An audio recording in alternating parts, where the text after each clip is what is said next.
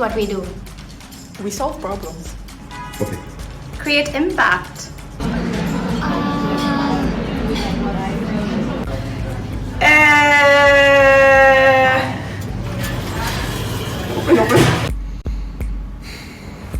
No, not this again. I can't do it anymore. Enough.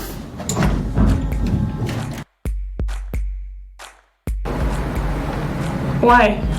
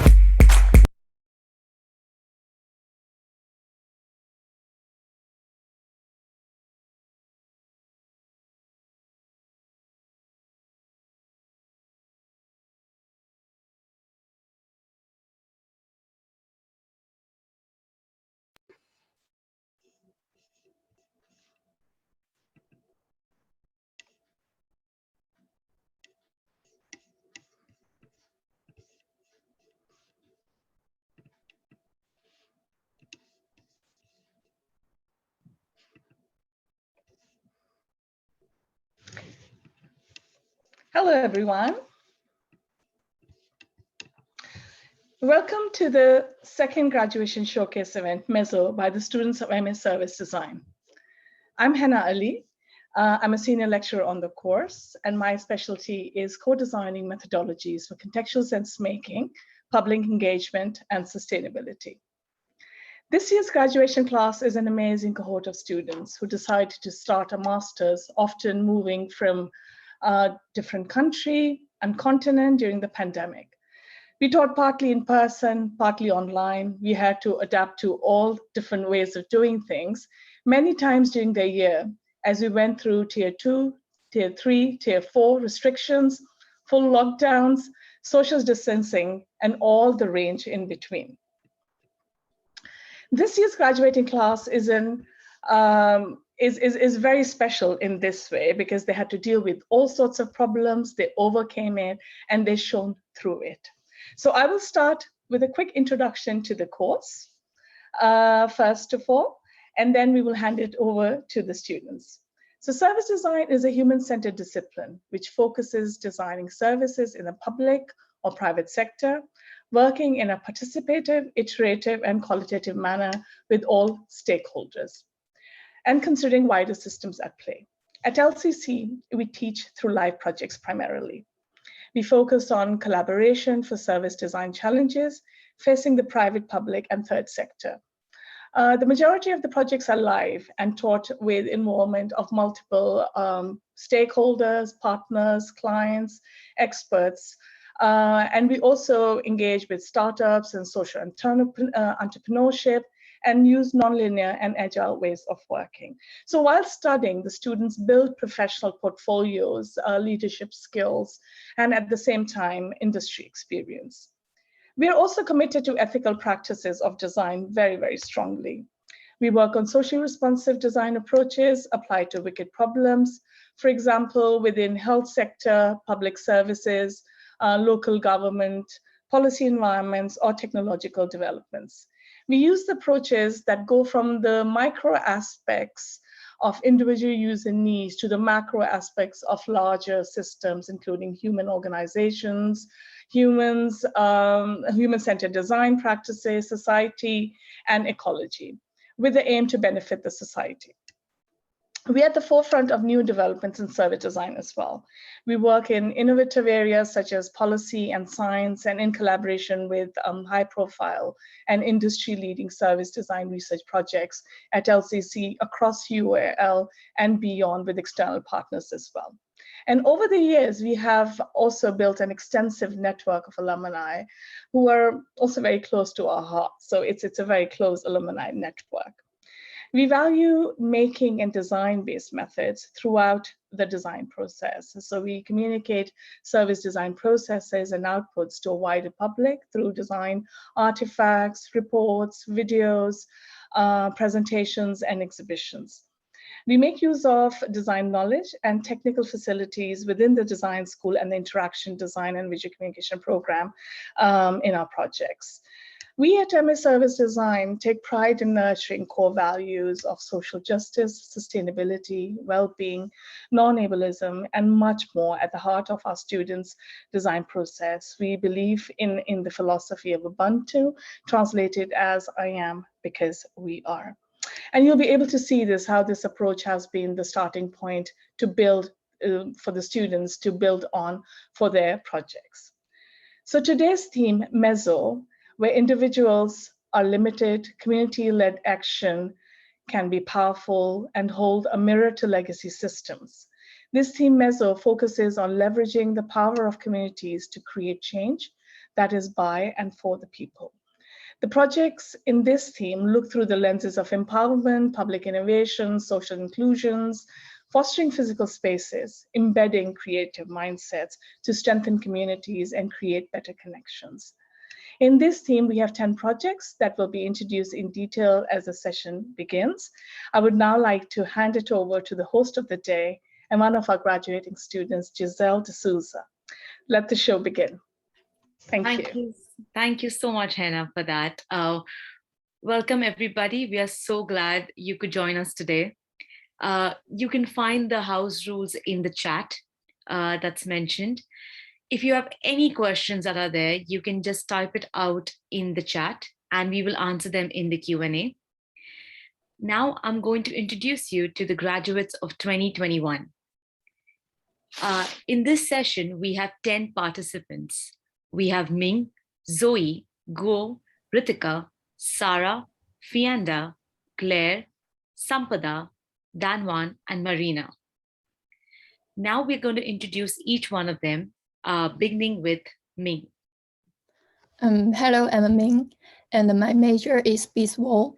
And I want to know what if female entrepreneurs overcome the barriers to start up in the male-dominated business world. And hi, I'm Zoe, and my topic is Bug Lab. What if service design could help the Chinese government to innovate policy more easily? Hi everyone, I'm Guo Chen and my service name is Youth On. I want to know what if rural schools in China could access more educational resources through the connection of college students and promote the dialogue between urban and rural education. Hi everyone, I'm Ritika and I created the Design Festival. My service explores the question, what if creative communities could take on the role of teaching new behaviors in schools? Sarah, my project Public Convo addresses the question, what if there was a minimum participation requirement to consider public engagement activities legitimate? Hi everyone, my name is Fiona van Kuler and I've created the service of the green pavement where I actually ask what if residents can use design to reintroduce green spaces in their own neighborhoods. Hi, I'm Claire. My project focused on evaluation in an arts and mental health care setting, and the question it addresses is what if evaluation methods as well as assessing outcomes could also be focused on an enhanced user experience during the evaluation process. Hi everyone, I'm Sampada, and through my project is I Am Responsible. It was an initiative that I created for Decathlon. Through this project, I kind of explored the idea of what if retail spaces were more than just for shopping. Hi everyone, I'm Danwan. My project name is WellMe. So what if the Bumble dating app could help the female user date more safely in real life? Hi, everyone. My name is Marina Filiba, and I designed Recovery Peers, a service for people struggling with long COVID. And the question it hopes to answer is, what if long COVID recovery could be as easily taught as, say, yoga or math? Thank you. Thank you all. Now we will understand the context of these projects in detail through questions. So the first question is, I would like to ask is that, what motivated you to work on this topic? And Guo, would you like to tell us a little more about what motivated you to do so? Yes, thank you, Giselle, for asking me. So the project attracted me at first was there is an inequality in education between urban and rural in China. There is a significant difference between urban and rural areas, both in terms of the qualification of the teachers and the level of the facilities. With my research, I also found that classes in the most developed city are pursuing learning in the nature, while students in rural areas are getting rid of the tug of farmer. So I wonder if I could enable rural children to access more opportunity and resources for education and bond the channel of communication through the service design. After all, we can't give all rural primary school new classroom overnight. So what I hope to do is to show children in rural areas that there are actually more possibility in their life and to celebrate their cultural competence. Thank you. Thank you so much, Go. That is a very interesting area that you looked into. The same question I would like to ask Zoe as well. Zoe, would you like to tell us a bit about what motivated you to work on this? Thank you, Giselle. At the first, I was just curious if design could also support the Chinese government with policy innovation, as it does in the UK. One interview some Chinese design, they don't thought it's impossible. It's possible because they didn't see themselves as have ability to change social innovation in policy area. But when I interview some government staff, I finding they are very curious for it. So I just curious why the design and the government people have such different view. And I also curious what if in the future service design role will happen within the Chinese government, and there will be like 100, 1,000 job for service design within the government. Thank you so much, Zoe, for sharing that across and the motivation about that. I would also like to ask Claire about what motivated you to do so. Thanks, Giselle. So in this day and age, organizations need to be able to evaluate their impact for accountability to funders, to evidence decision-making, and to plan strategy. So in the context of my project, which is arts in mental health care, traditional evaluation methods, quantitative evaluation methods such as surveys and questionnaires, they really weren't suitable because they didn't really promote a good evaluation experience for users. So my motivation for doing this project is really seeing the potential that service design and design thinking has to offer evaluation, especially with its user-centered approach, which is ideal when you're working with vulnerable users. Thank you so much, Claire. It is really interesting to see how design thinking can improve evaluation and how important that is as well. Thank you so much for that. With that, I move on to my next question, which is, what are the challenges you faced while working on the project? And I would like to ask Dan to share a bit about it. Yeah, thank you for your question, Giselle. So my project aims to help the Bumble dating app female user to date more safely in real life. So the biggest challenge I faced was in the discovery phase of my project. So firstly, it was hard to find a participant for my user research because sharing about a person's dating life is very personal. Thus, it was hard to find the people who are open to share that part of their life. So furthermore, it was difficult to have a diverse participant to join in my project in terms of users from different countries, from different genders and different sexual orientations, because I wanted to explore this issue more widely and get more insights from different points of views. So these are the challenges I faced during the project, but however, thanks to my friends and flatmates, and classmates help with their contribution to the project research has made the overall research more reliable. Thank you. Thank you so much, Dan, for sharing that. I'm sure it must have been really difficult, especially in the early phases of the discovery, to connect with people to share their personal life. I would also like to ask Marina about her challenges during her process. Thank you, Giselle. I think that in my particular project, one of the most interesting aspects also proved to be the most challenging, and that is the novelty of the topic. For those of you that are not familiar with my project, I worked on long COVID, which is known as a presentation of symptoms related to COVID-19 that extends beyond the initial infection and can last anywhere from 4 weeks to months, and at this point, sometimes even years. As we know, COVID-19 has only been around for the better part of 2 years, which means that long COVID has been around for an even shorter amount of time. And this newness, of course, leads to a lot of unanswered questions and a lot of anxiety for people struggling with this condition. This in turn led to me having to adapt my timeline to ensure that I was constantly bringing in and adapting to new information, which of course was challenging, but at the same time very fruitful because it ensured that my service was constantly reinventing itself, building in flexibility and sustainability for the future. Thank you. Thank you so much, Marina. This was really insightful, as this is so relevant in the current times that's happening, especially COVID. We all know that. But going to the next side of it on the challenges, I'd also like to ask Ming, did you have some similar experience as Marina? I think during this process, one of my biggest challenge is to find suitable user group to talk. I didn't have the experience of starting up, so I have to find some female entrepreneurs to talk. However, I didn't have the resources, so I asked my friends, asked my previous leaders, and I even invite over 100 suitable female entrepreneurs by using different social media in China. I think I spent lots of time on inviting suitable person and thinking about how to attract them to talk with me. And finally, I think I was lucky and had a chance to communicate with about 15 women, as well as wrote an article to show their stories and the thinkings on the platform. And this article also attracted over 11,000 readers to read. So I think thanks for those people who support me during this process. Yeah, thank you.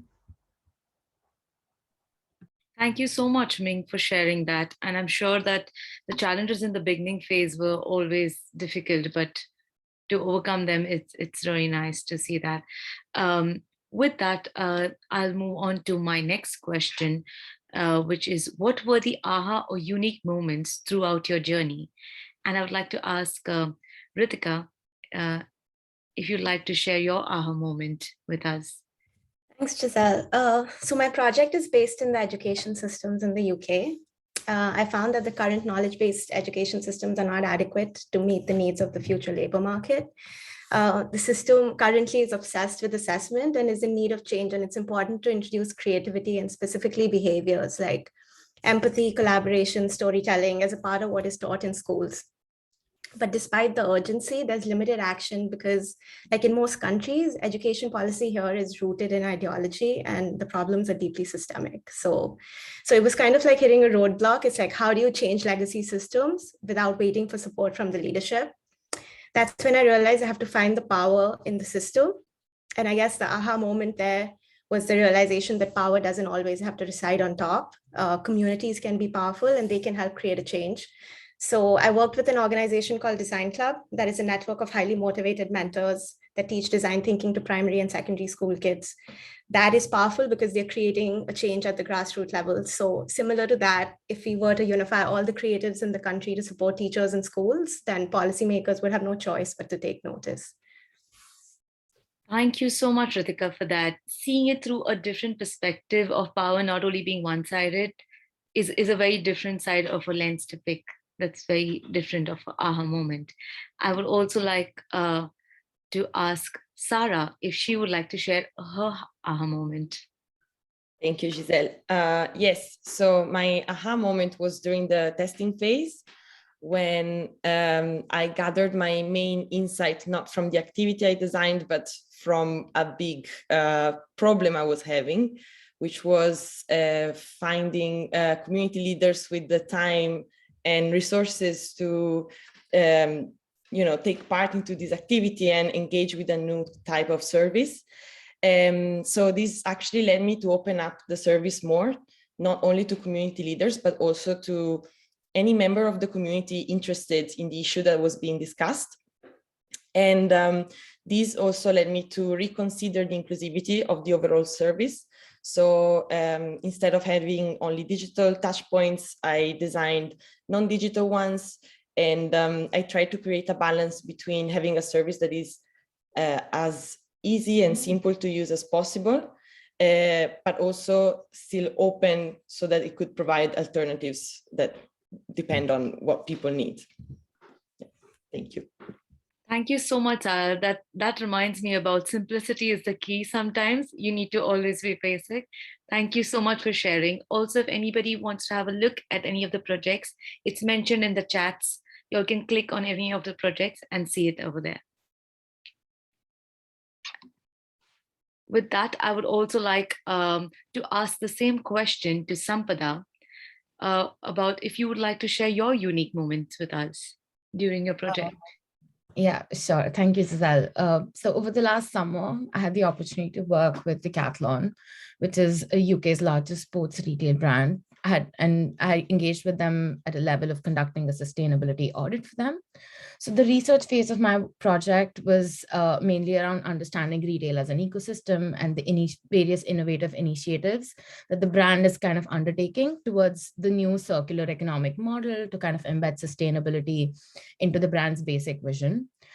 Despite all of the effort that they've been making, these initiatives were kind of falling very low in visibility and engagement with the customers in itself. So as an organization for Decathlon, footfall of the customers in the store was one of the most important things that they were struggling with. And in the post-pandemic world, these retail spaces are really struggling to get these engagement levels back. So the aha moment was like the realization of the need to kind of look at retail spaces differently. That would give customers reasons to come back and engage with the brand, and a reason for them to just look at these retail spaces as spaces beyond just buying and selling. Thank you so much, Sampada, for sharing that. I think we'll all see a new, different experience when you go to Decathlon next then.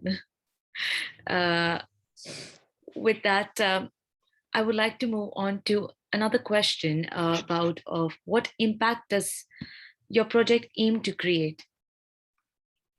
And I would like to ask Fianda this question if she would like to share her impact with us. Yes, thank you, Giselle. So what you see, first of all, on the photo is one of my prototypes, but I will come to that a bit later, because most important is to know what is impact and what does impact actually mean for you. As we are a class of 32 students, impact means different things for each of us. Within my project, I'm actually aiming for small changes instead to create a bigger adaptation within the community. So with the green sidewalk, I'm actually looking at how people can use existing nature instead of waiting for 10 years before their areas being developed.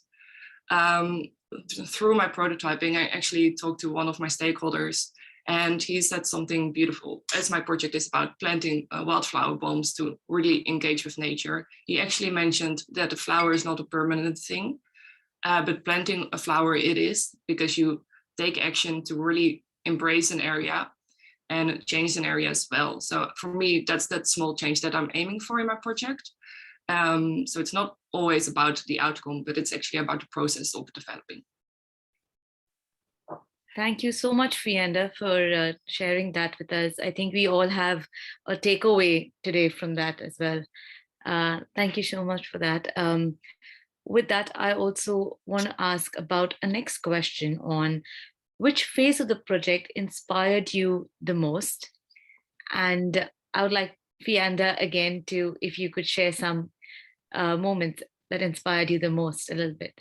Yes, thank you, Giselle. So to add on my previous answer, as I said, I was working a lot with different stakeholders as I took part in local community events, such as a street fair where I was leading on an apple juice stand, which is a bit odd to do when you're doing your thesis project, but it's actually the main inspiration that I had during my process. If I didn't took part within a community, I wouldn't know how they would move around, how they would connect with each other.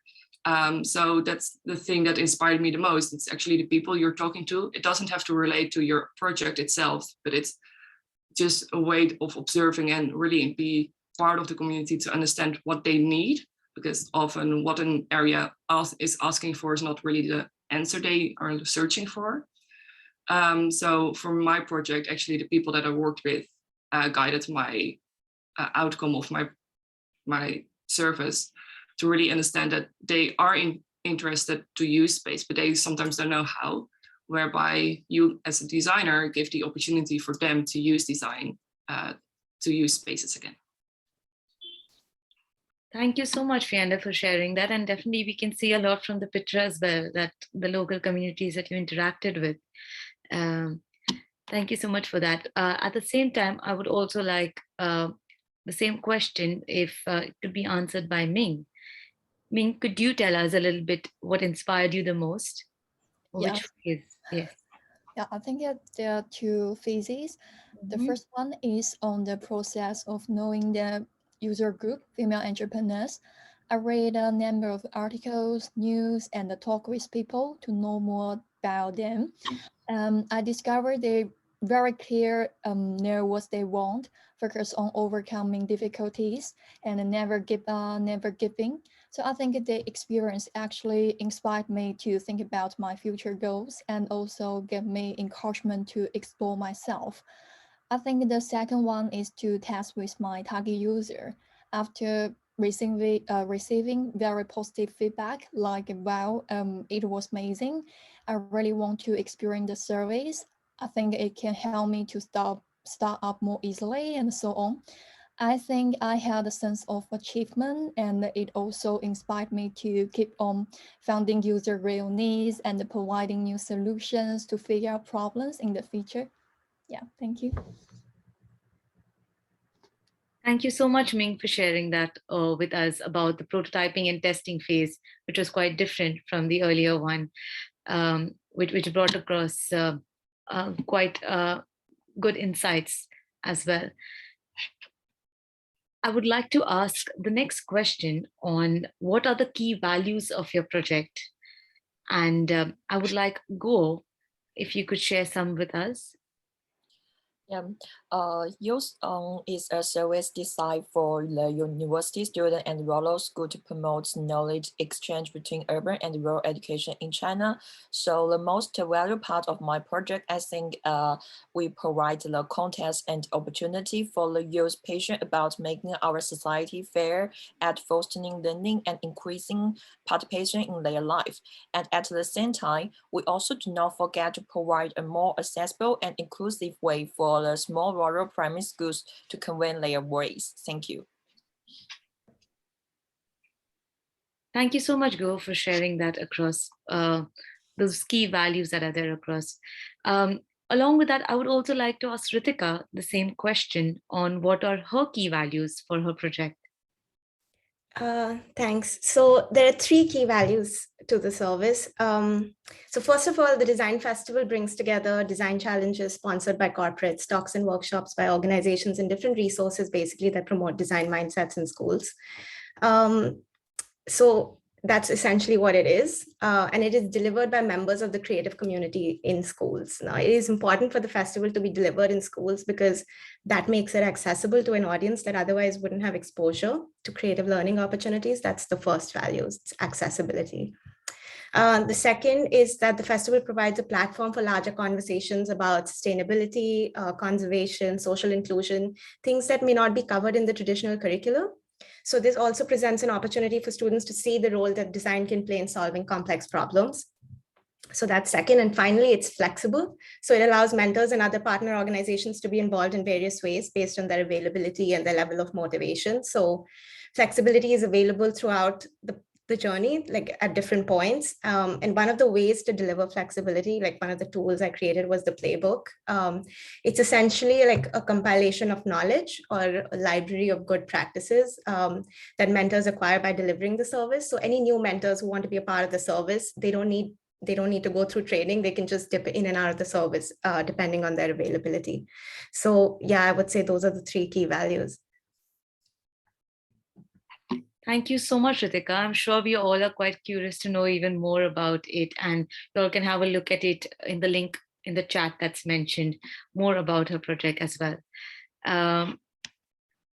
With this, I'll also like to ask Sarah the same question. Is yours quite similar, your values, to Ritika's? Thank you, Giselle. Yes, so inclusivity is very important in my project as well. In fact, the whole aim of the project is to propose alternatives to access public engagement that can encourage a more diverse audience to want to participate. Then there is also adaptability.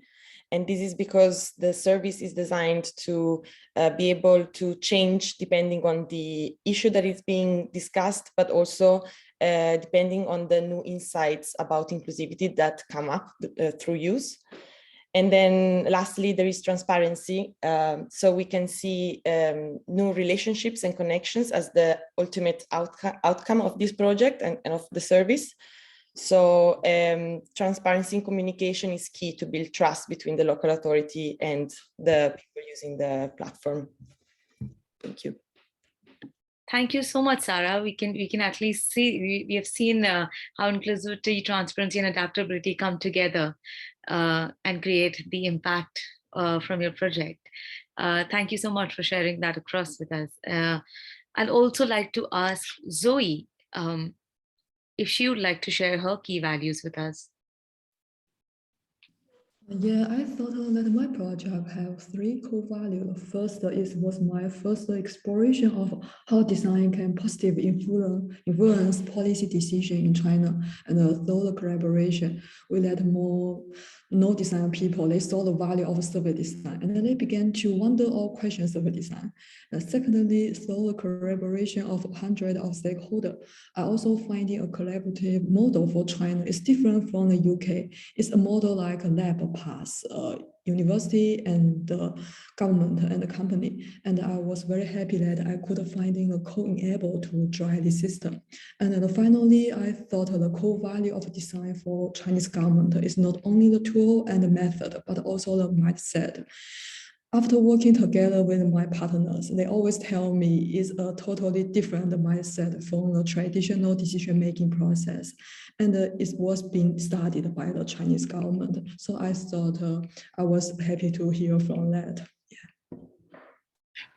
Thank you so much, Zoe. It was an interesting way to see it from the Chinese government perspective as well for the policies. That's quite interesting. I'd also like to know the key values from Sampada, if she would like to share how did she go about it with her project. Thank you, Giselle. So through my project, I kind of tried to create an initiative that I call I'm Responsible, which was created towards bringing together smaller and larger sustainable businesses and sustainable creatives from around the community to kind of create an engaging learning space for the customers within a Decathlon store. So this initiative tries to add value to the 4 key stakeholders that I interacted with throughout my service. That is the organization itself, in my case, which was Decathlon, the customer who walks in and out of the stores, the retail workforce, and a small sustainable creative from around the community, or this could be any individual from the community itself. So for the customer, it tries to create a reason to come back and visit the store and engage with the brand and its initiatives. For the organization, it brings more customers into the store, which is one of the key factors for any retail store, which kind of caters towards bringing more visibility. It also tries to create an informed retail workforce so that they can have more informed and meaningful conversations with the customers. And lastly, it would give smaller brands and smaller individuals from the community a larger platform to engage with and to gain a better exposure through fostering these kind of collaborations with a bigger brand. Thank you. Thank you so much, Sampada. It's very interesting to see how there are different touch points through it, which determine those key values for your project. With that, I'd like to go on to a next question about who are your stakeholders and what role do they play in your project? And Claire, could you tell us a bit about it? Yeah, I was really lucky with my stakeholder. So I worked for the Bethlehem Gallery here in London. The gallery is situated on the grounds of the Bethlehem Psychiatric Hospital. And it provides support and development opportunities for artists with lived experience of mental illness.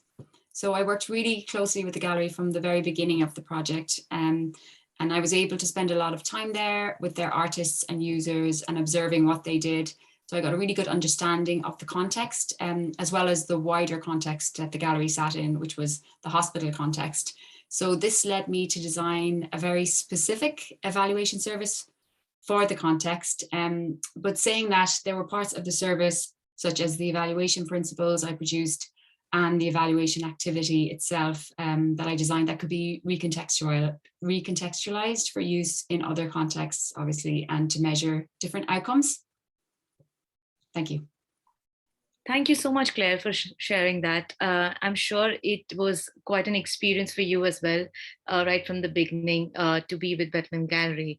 I'm sure about that. And that was really, really insightful. I'm sure we all have a learning from there.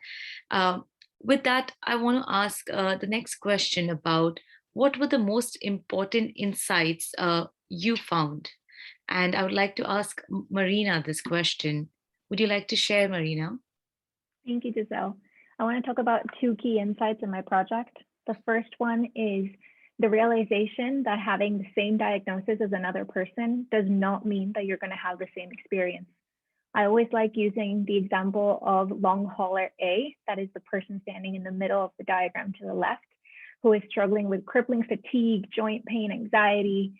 Are they going to feel more seen by another person who also has long COVID, but their only symptom is a loss of sense of smell and taste, as seen on the left? Or by someone with a completely different diagnosis, like fibromyalgia, for instance, but who has a very similar day-to-day experience struggling with the same symptoms. It was this realization that empathy is built through shared experiences that became the backbone for my project, Recovery Peers, which is a cross-diagnosis mentorship program that pairs people with long COVID with others who have recovered from similar symptoms, even if they come from different illness backgrounds. The second insight that I'd like to share with you all is this idea that all journeys are made easier with a roadmap. In the same way that to bake, we need a recipe, or to build any kind of furniture, we also need instructions. The same goes for long COVID recovery. We need examples that prove that recovery is possible to make sure that people are working towards the right goal. And that is how the Recovery Library came about. It is an online database of recovery stories that helps to support the main service offer. Thank you, Giselle. Thank you so much, Marina. This was really insightful, and I'm sure everybody is curious to know more about it. We can have a look about it in detail through the link in the chat that's mentioned. I'd like to ask the same question on the insights to Dan-Wan, whether she had similar insights as well, or if she would like to share her insights with us. Thank you for your question, Giselle. So again, my project aims to help the Bumble dating app female user to date more safely in real life. I have gained a lot of valuable findings throughout my project. However, I think the most important insight I found was that the female and male users react very differently from each other, coming to terms on how to reject an uncomfortable date. So for the male user, they usually are very straightforward, and thus they will directly reject and leave the day if they feel uncomfortable. But for the female user, they usually do not know how to end and find it difficult to leave. So normally they will just like wait until the day ends. So based on the insight of the female reaction, I come up with an idea on how to improve the female users in the aspect of safety and capability to be able to live an uncomfortable day if the female user want to. So my service idea is to make the Bumble dating app have a partnership with the safe restaurant, cafe, and bars so that the female user know they are dating in a female-friendly environment. And it gives them the confidence to call for help wherever they feel uncomfortable or they're in danger. Furthermore, designing a digital safe exit safety feature on the Bumble dating app to offer the female user different ways to end the dates and leave the space safely and make it as simple as possible to use in an emergency. Thank you. Thank you so much, Danwan, for sharing that the key insights across with us. And thank you for that. I'd now like to open it to the Q&A session. If any questions that you want, you could post out there. And we'll address it to the panelists to answer them.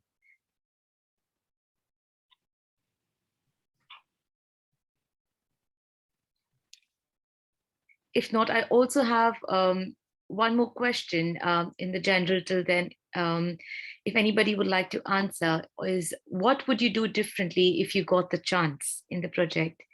Any of the panelists would like to answer that? I can answer that question. So when I tested my service initially, I was a bit unsure about how to prototype it. So I tested mainly the service journey. So that allowed me to understand the barriers or motivations that all the actors involved could have. But I wish I had more time to test also the physical prototype of the activity and the information to actually understand if it was a digestible source of information. Probably needs more tweaks. So yeah, I would do it differently, and I would also wish I had more time to work on it, probably. I'm sure we all sometimes back of our minds wish that, you know, we had more time with us to do it. But no, I liked how you said that about doing it in a different manner. I also had this question about if, another one about how would you measure your success? And if anybody would like to answer that or take that one up as well. I could take that one. So through my project, like while I was prototyping my project in itself, so my project basically focuses on creating engaging experiences within Decathlon. And through my prototyping, I kind of had the opportunity to create 2 such engagements, which kind of had a really interesting take from the customers who kind of enjoyed it and kind of asked for more. And luckily for me, these engagements that were initiated kind of took on a longer form, with the engagement kind of grew within Decathlon in itself. And now there are 2 small businesses who are kind of having a great platform to kind of build onto what they're doing. So I think that itself was a small token of success for my project. So yeah, looking forward to hoping it makes something more. That's really interesting, Sampada. Thanks for sharing that. We also have a question for Marina from one of our panelists. What are the next steps, and or what is the future of your service? Thank you for that question. I think that there are 2 main directions the service could be heading in. The first one is focusing first on the recovery library aspect of my service, which is the online database. We found that this part of the service is easier to get going as opposed to the mentorship program, which of course requires a more labor-intensive training and more participation. So with that in mind, we've actually already put in place a call out on online forums for people that have recovered to come forward with their stories, and we can start curating this database. Of course, this would be an MVP, something that could be shared on existing platforms, and depending on how that grows, potentially make it an entity of its own. And then separate to that, something that was very important to me was ensuring the sustainability of the service. So how could this adapt even once, and hopefully when long COVID is no longer an issue or no longer a pressing issue of our time. And one of the things I really enjoyed was ensuring that the framework designed could adapt to other conditions. We've been hearing a lot in the news about how other viruses or other pandemics might be in the future. We all hope that won't be the case, but this time around we can hopefully be better prepared. And my framework is designed so that no matter what condition someone might be struggling with, we can find partners in other illnesses that can help them with their recovery. Thank you. Thank you so much, Marina, for sharing that. And there is always support, and there's always a way to look into it, even in the recovery library. I can say that. We have another question for Claire. How do you see your evaluation methods scaling to other contexts outside of the gallery? The evaluation service, central to that is an evaluation activity that you run with the users. And part of what, an important part of the design of that is that it is very simple for any type of user to use. So the scaling of this activity and the scaling of the service is actually very simple. I also designed a facilitation guide. So it can be used in many different contexts, and it's very easy to change if you have different outcomes for your evaluation. It's very easy to change those with the questions that I have designed for the activity. And these can, and the different contexts could be used in any context where you have a vulnerable user. So you could have it with children, elderly people, anyone with cognitive difficulties. So there's a lot of scope for it to be used. Thank you so much, Claire, for giving us that perspective, and I'm sure you answered that. We also have a question for Fianda.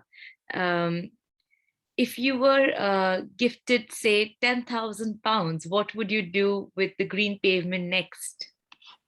Well, thank you, Karen, for asking this question as well, and thank you, Giselle, for sharing it. First of all, it would be great to get £10,000 for my project. That would be a great start for funding to continue.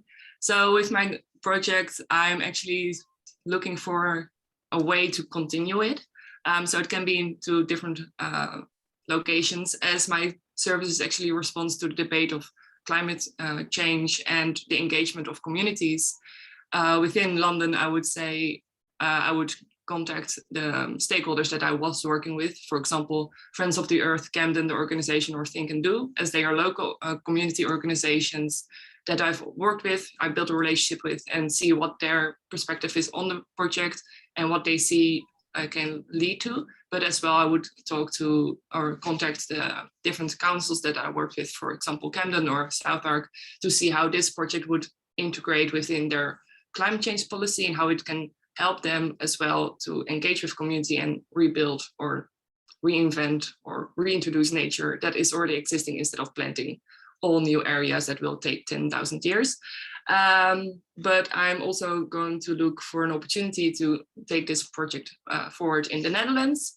But therefore I need to take a few steps back in my project, as not every country is the same. So you need to research how the communities work there, what they are looking forward there, and then find new partners to work with.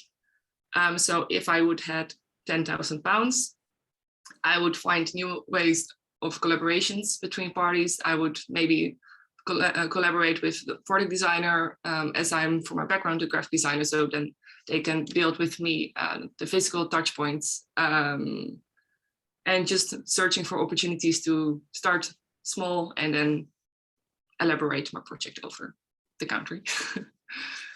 So thank you for the question. Thank you, Fianda, and I hope you do get the £10,000 soon. We also have a question from Anirudh for Ritika. Do you feel the solutions proposed by you are applicable only in the UK or other European nations as well? Thanks, Anirudh, for the question. So primarily right now, my solution is based in the UK, but I think it's about reimagining education, actually, not just what is taught, but also who teaches. And I think creativity in general is something like it's a valuable skill that's applicable everywhere. So I wouldn't even say it's applicable in European nations. I would say all over the world where children are taught, like it needs to be taught because it's a valuable life skill. And I think if it's about reimagining education, it's like if the pandemic has taught us anything, then it is that we need to pivot our traditional ways of thinking to meet the needs of the hour. And I think, I mean, I studied in Asia, so I know that there's a lot of focus on traditional subjects. And I mean, if anything, it's more valuable there. But I think there are a few considerations to keep in mind when you like switch geographies and you switch boundaries is that, for example, my project is heavily reliant on volunteers. And then you have to think about, for example, volunteering culture in different areas and then see who would deliver the services and how it would be delivered in different places. But I do think, in essence, the core of it is applicable all around the world. Thank you so much, Ritika, for sharing that across. I think everybody's quite inspired by that, I'm sure. Looking at this, I also had another question for our panelist, which is, how does your project fit in this ecosystem? If anybody would like to tell me more about it.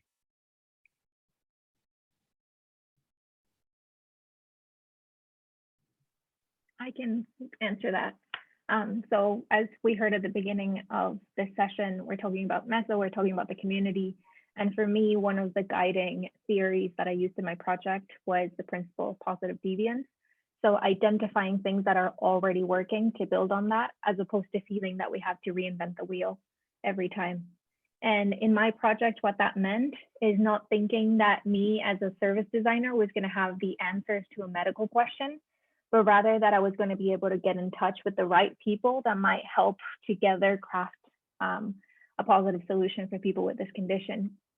So in terms of how this fits into the ecosystem, I think that this project, more than anything I've worked on before, has really highlighted the need for community, has really highlighted the opportunities that rest in us relying on each other and learning from each other.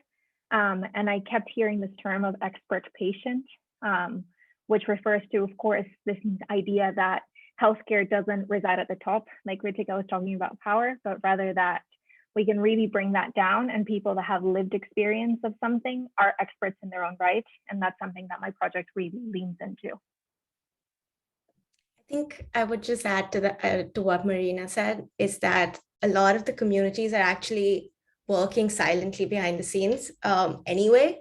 And I think, for example, with the design festival, what it does is that we've seen that in the past few years, the communities kind of amplifying their voices. And one of the things that I stumbled upon with my project was around design activism and how communities can sort of help amplify the voices of people that really need it. And I think one of the things that the festival does is that it brings all of these voices under one umbrella, and it creates a moment in the academic calendar where design is dominant and people can't ignore it anymore.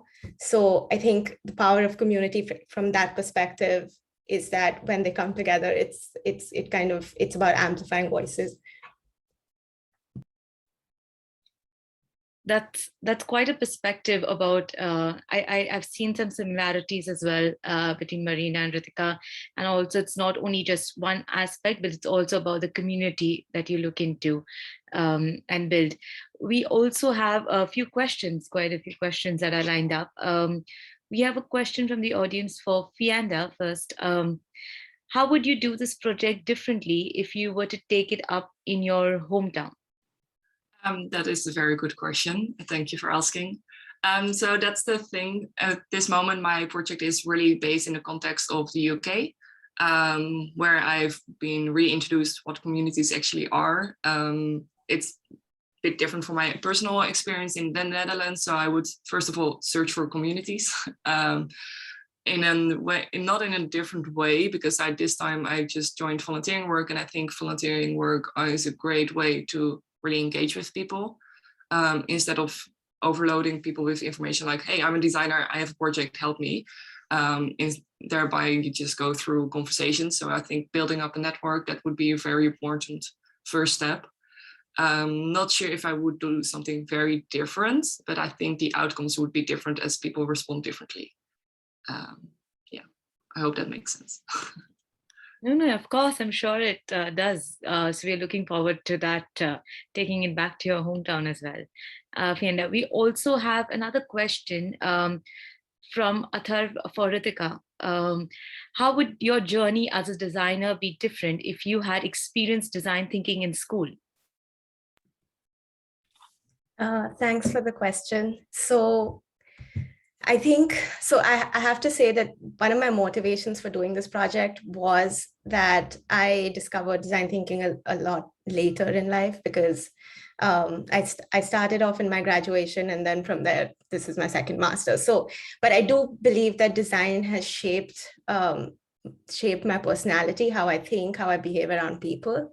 And I think it's something that's needed for any person who studies. And it's not just about, I think one of the stakeholders that I spoke to in my project, actually, he put it really well. He said, it's not about making the next generation of designers, it's about raising the next generation of people who can think.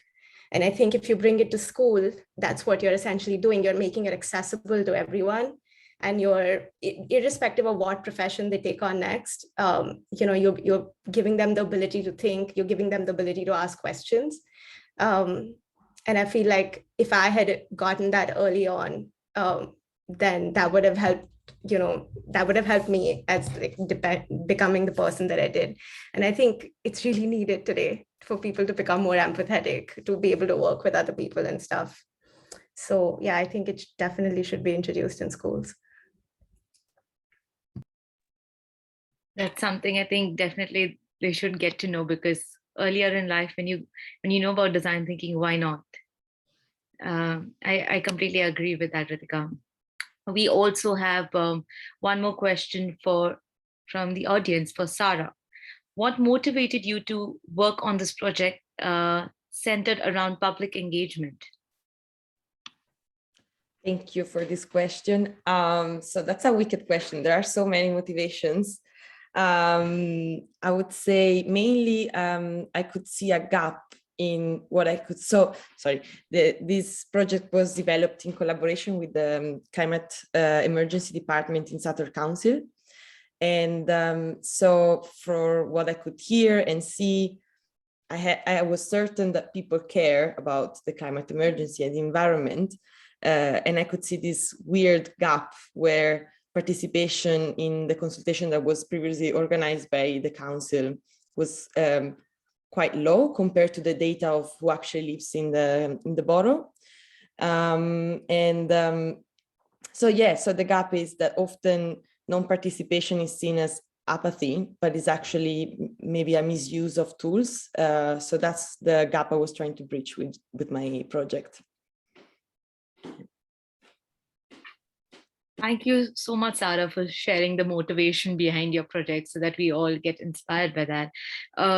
With that, I have another question from the audience for Sampada. What design methodology did you adopt, and how do you think it impacted to the success of your project? Thank you for the question.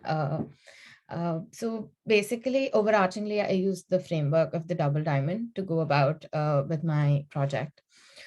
Since I was working with a life partner, and it was, I had the opportunity to get very instantaneous feedback. So my project was majorly iterative. So it was iterating through, it was basically creating assumptions and iterating them with fact-checking them with various stakeholders and various partners that I had the opportunity to do with.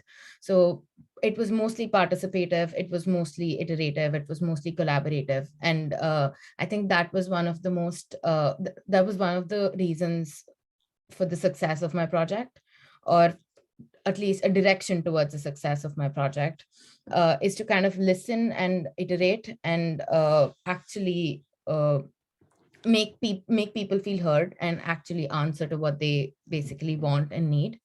Design methodology for me is basically like a framework, but it kind of is something that you need to adapt and learn and grow up on or build upon as in how you interact with people, because there's no hard and fast rule or there's no hard and fast way of doing it. It's a direction of doing it. So yeah, that was what I did. Thank you so much, Sampada, for sharing that across. We have one more question for Sarah. Did you have any challenges reaching out to your users? If so, how did you overcome them? Thank you for this question. Yes, I had challenges reaching out to youth. I'm not reaching out, but getting them engaged. So, well, the way you overcome these kind of challenges, just keep asking and contacting people. Then I have to say also, mostly in the beginning when I was trying to understand the context of SATURC, a lot was done by observation of what was already there. There is already a lot of data or information available just by looking, for example, when I was trying to understand what people thought about the way the council was working on the climate crisis, I was able to find this information in Facebook groups, forums, comments around the internet, because those people are real people. So it doesn't matter if you're the one asking the question, if you look closely, like you'll find the answers somehow. Okay, that's interesting, Sarah. Thanks for that. We also have a question for anybody who'd like to answer. It's for all, basically. What is the future that you see for your service?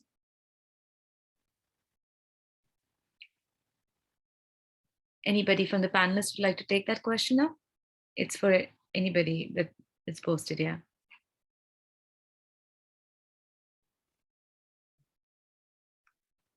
I want to answer the question, but I actually already did through my other question, so it wouldn't make sense if I would repeat myself.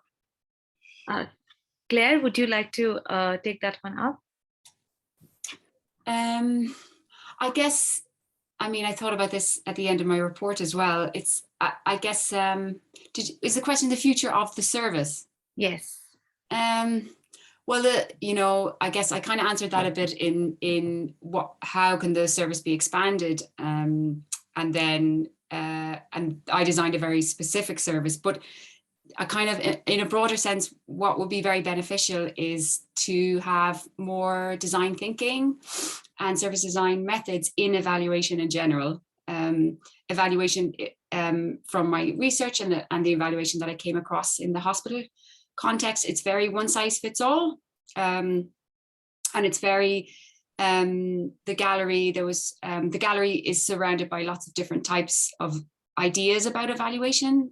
You have in the hospital, because the gallery is situated in a hospital context, they evaluate in a very different way. It's kind of influenced by a medical model, very quantitative. And just to have someone like me coming in and really centering the evaluation around the experience of the user is very important. So I just feel like evaluation and design thinking have a lot to offer each other. And that would be a wonderful outcome for evaluation. Thank you so much, Claire, for that. Also, Go, would you like to tell us where do you see the future of your service? Yeah, I think the future of my service, because we are not only just design service for the one village in China, but we wanted to benefit for all the rural areas in China. So my service, I think the future of my service is like a service model that can easily promote in the all rural areas in China, so it can benefit for the all rural areas. Thank you so much, Go, for that. Also, Zoe, would you like to tell us a bit more about your project? Okay, for my service future, I thought it's just like a beginning prototype. It's a proposal, and this proposal is only based like only contact 10 university and collaborate with only 3 local government. So for me, I would like to connect more university and more local government to discuss more what about their motivation, their barriers. And I really hope maybe someone will interested in this proposal and we can working together for that. Thanks, Zoe, for that. There's one more question about that we have in the chats. That is there a particular phase in the project that you struggled with? If yes, how did you navigate through it? And this is again open to all. It's from the audience. Anybody would like to answer that as well?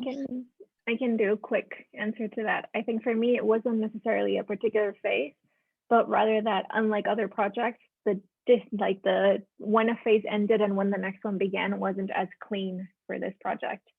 Like I mentioned, in my case, the initial phase discovery was actually extended for the entire duration of the project.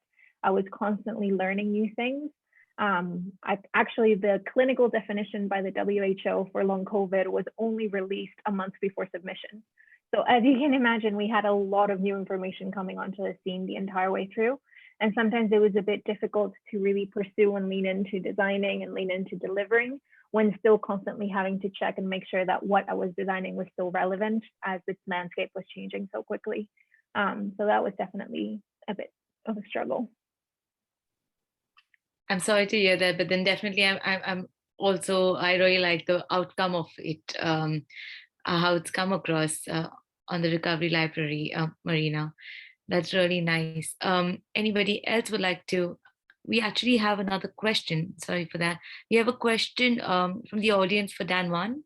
How did you go about evaluating the safety settings of dating apps in your project?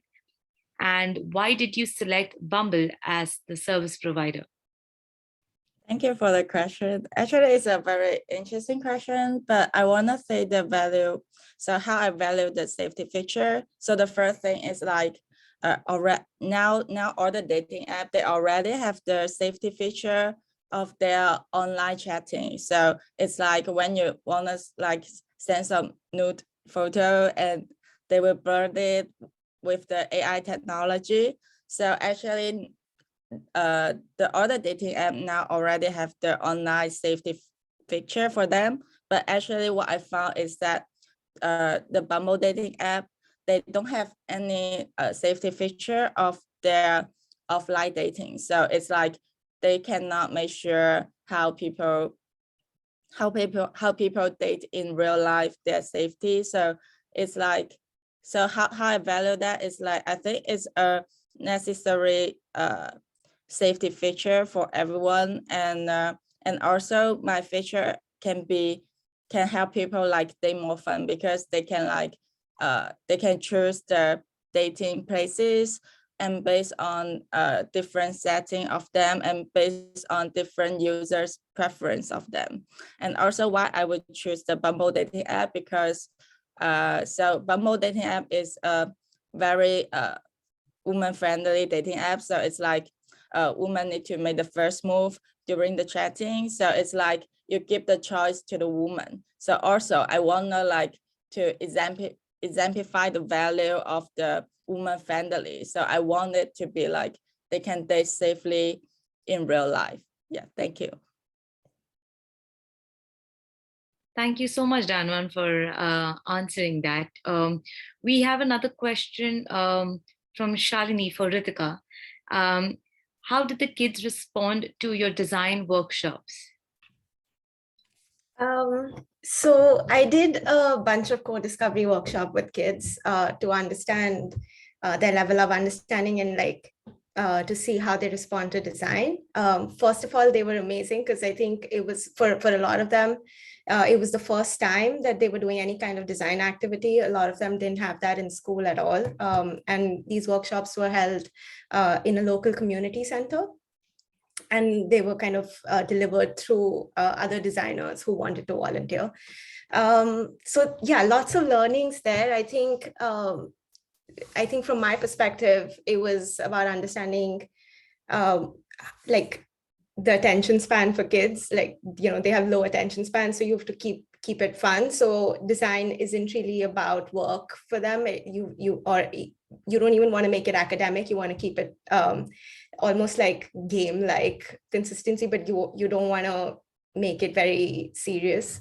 There were other things as well, like other things to understand is that you have to constantly keep kids engaged, like they're afraid of making mistakes. So to get them used to certain behaviors that I wanted them to have, it was going to take some time. So they constantly want direction. They want to ask you when they're doing something, if they're doing it right, and you constantly want to reassure them, but also slowly want to give them the confidence to be able to do things on their own. So yeah, it was about making sure you're engaging them in conversation, telling them that it's okay to fail at times, and then also kind of evaluating their mood and iterating workshops based on that. So yeah, I think it was a really good experience. We can definitely sense that it was a very different experience as well for you, Ritika. And thanks for sharing that across. We have a few more questions actually from the audience, which is pretty nice. We have a question from Alex, and this is to everyone. He says, congratulations on your work. And where do you see yourself working in a year or two? Is it freelancing, in-house, public, private sector, academia, something else? And why is that so, if you would pick one of them? This is again to anyone. I can go very quickly. Oh, no, you go ahead, Ming. I think maybe after 1 year or 2 years, I think I will work in a design consultancy because actually I was a product manager in the past 2 years. However, I think maybe this kind of job is a little bit boring for me because I need to focus on area, for example, AI for a long time. And I think if I work in a consultancy, I have a chance to learn more knowledge and learn more skills at a very short time, and I can contact with the person with different backgrounds. So I think the kind of role is very interesting for me. Yeah. And can I answer that as well? Yes, sure. Okay, cool. So I guess to Alex's question, I don't know exactly where I want to work. It's kind of a problem when you're looking for a job, but definitely I kind of have an idea of things that I want to do. And one thing, because I worked with predominantly, well, one stakeholder very closely for 6 months, I kind of noticed that when I was working with them, I always explained how I worked and why I worked, and they were very interested in that, but there wasn't really scope for me to bring it beyond that, for me to show them how to take these methods on themselves and to work in this way. So, I think I would love to learn how to teach stakeholders how to use these design methods and these design tools. So, ideally then I could have left my stakeholder not just with an evaluation service, but with new ways and processes of working. So that's just my response. Thank you, Claire. I think Marina also wanted to. Yeah. I was going to build on what Ming said. I think that for me, I also think that my next step would be consultancy. And the reason for that is that it's a big learning from my previous career in architecture. When I graduated from my undergraduate, I specialized very quickly within architecture. And something that I want to do this time around is actually take the time to see different aspects within the industry, try different projects, work in different scenarios, and then only once I have all that information, then be able to make a more informed decision as to where to specialize. Thank you so much, Marina, for that as well. And thank you for answering that question. Most of you will answer that question. There are a few more questions that are lined up. From the audience, we have a question for Sampada. Mm-hmm. Since your service focuses on decathlon, how can it be scaled to other large-scale organizations that are interested in taking up sustainability initiatives? That's quite an interesting question, and that's something I had pondered upon as well. Thank you for asking. My service focused on decathlon because I had the opportunity to work with them, and I had easy access to a stakeholder who was also extremely motivated. Like, considering the amount of organizations that are kind of moving towards more sustainable initiatives and taking up a more circular economic business model, the service can be scaled as it is, to most of these, at least across decathlon or across sporting retail, because sports is all about engagement and sport is about experiences, and people come to sporting spaces with similar kind of expectations. But to other business models, it can be, it can be adapted with tweaking. It basically depending on the kind of the business and the kind of the customers they're kind of dealing with.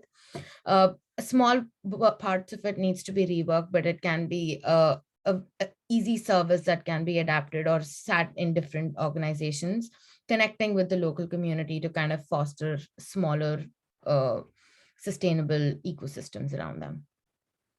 Thank you. Thank you so much, Sampada, for addressing that on how sustainability can move into other organizations as well. We have one last question for Ming. What motivated you to work on your project? Okay, thank you for this question. I think I'm a very traditional family, and those elders always tell me you should be gentle, otherwise no one will like you. Or the perfect life for a girl is that she can find a good man and marry him rather than working too hard in the workplace and so on. Actually, I always respond to those traditional suggestions with a smile, but I firmly believe that girls actually can pursue the life they want to have and be the person they want to be instead of being limited by the gender. During the process of studying design in UK, what impressed me most in class was that the teacher encouraged us to use design to speak for those in not very equality, like gender equality. This made me start thinking about how to use service design to elevate gender equality. After conducting research, I discovered that China has an increasing number of young female entrepreneurs who have faced many difficulties in the male-dominated business world and in a society with gender bias. So I think this is the reason why I decided to help Chinese female entrepreneurs to show their talents and achieve success. Yeah. Thank you. That is super interesting, Ming. And that area that we looked into, I think that's a very, very interesting area that you picked across. With the questions, we are almost done with the questions that are asked, and yeah, most of them have. I was just checking across whether was there any questions that were pending. But most of the questions are done, and the panelists have done like a fantastic job answering them, and with the projects that were across. I also, because today was Meso, we also have another session that's there tomorrow as well. Any links of the projects of all the students that were there today are mentioned in the links to get a more detailed understanding of what they did. Each one of them is mentioned on the chats that are there. If you just scroll through them, you can have a link, or you can just go onto the UAL portfolio website, and they'll be there for you to see a philanthropic side of it, of all the 32 students that are there as well. Yes, that's from me. Hannah, would you like to say something to close? You're on mute. Hannah, you're on mute. Yes. Like I said, that's a very rare case for me to be on mute. So thank you so much, everyone, for being here. Thank you so much for the panelists. It was an excellent session. I really had a good time listening to everyone's points of views, and to see the positive contribution and to see the value that your projects bring to the world. I wish you all best of luck. I would love to see these projects being scaled up, being materialized within your own professional lives now. And we look forward to staying in touch with everyone. And of course, we're very close to our alumni network. So we look forward to having you all over again, come and talk to the other students as well. So thanks again to all the attendees. Thanks again to all the panelists. And it's time to celebrate. Congratulations, everyone, and well done. Thank you so much for joining in, everybody. Thanks. Okay, bye. Bye-bye.